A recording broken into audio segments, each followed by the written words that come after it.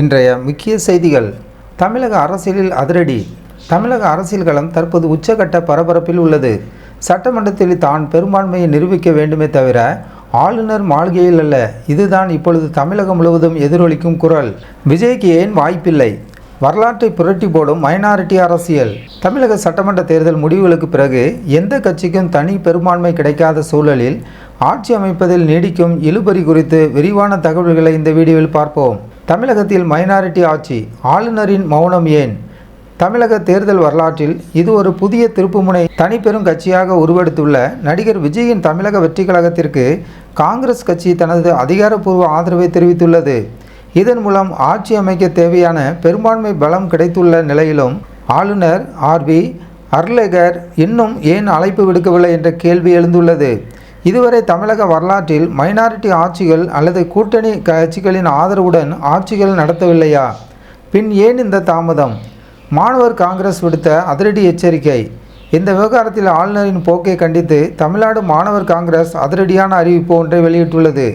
அதில் அவர்கள் கூறியிருப்பதாவது: மக்களின் தெளிவான தீர்ப்பை பெற்று கூட்டணி கட்சிகளின் ஆதரவுடன் இருக்கும் விஜயை ஆட்சியை அமைக்க அழைக்காமல் காலந்தாழ்த்துவது ஜனநாயகத்துக்கு எதிரானது. இந்த தாமதத்திற்கு பின்னால் பிரதமர் நரேந்திர மோடி மற்றும் உள்துறை அமைச்சர் அமித்ஷாவின் அரசியல் அழுத்தம் இருப்பதாக மக்கள் சந்தேகிக்கிறார்கள்.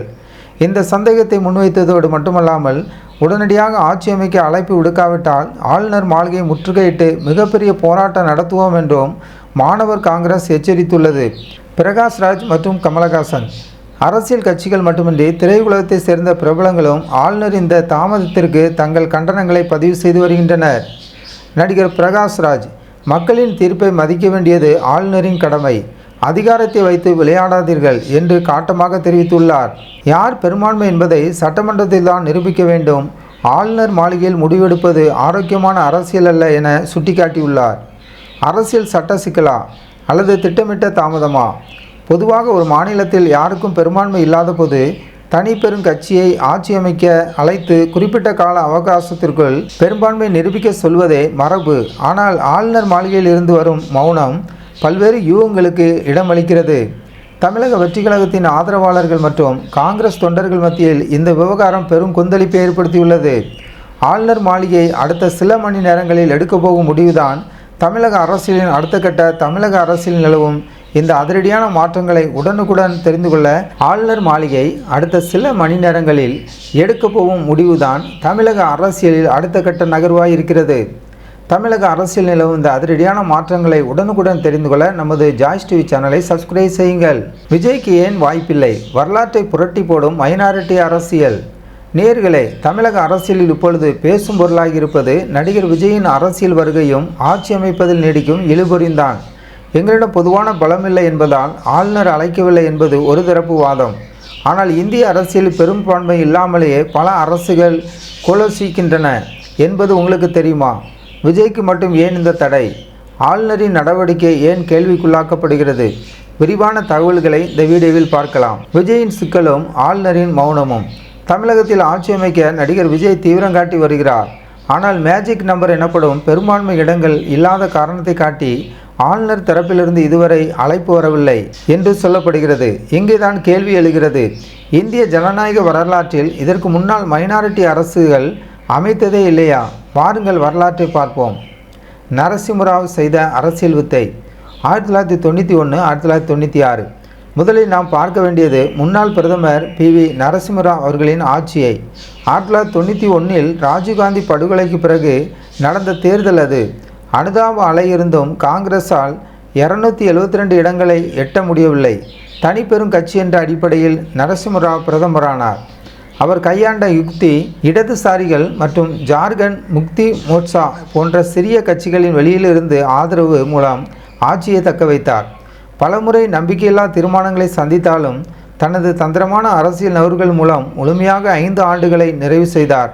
அன்று சாத்தியமானது இன்று ஏன் விஜய்க்கு மறுக்கப்படுகிறது? பி.பி. சிங்கின் வினோத கூட்டணி 1989 ஆண்டு. அடுத்து 1989 ஆண்டில் பி.பி. சிங் அமைத்த அரசு. இது ஒரு விசித்திரமான கூட்டணி. காங்கிரஸ் 197 இடங்களுடன் தனிப்பெரும் கட்சியாக இருந்தும் ஆட்சி அமைக்க மறுத்தது. 143 இடங்கள் மட்டுமே வைத்திருந்த வி.பி. சிங் ஒரு மேஜிக் செய்தார்.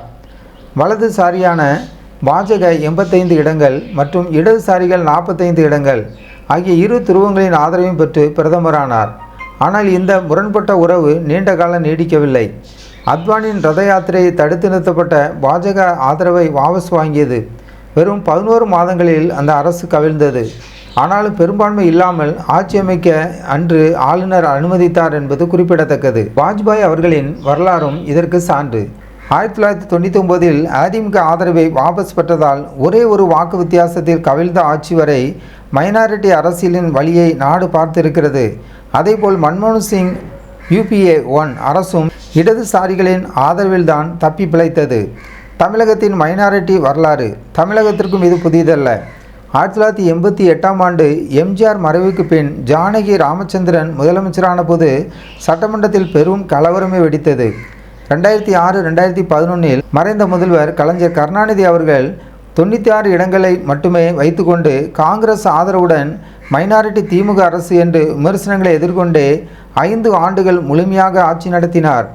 இப்படி தேச அளவிலும் மாநில அளவிலும் பல மைனாரிட்டி அரசுகள் அமைந்திருக்கும் போது விஜய்க்கு மட்டும் ஏன் அழைப்பு விடுக்கவில்லை?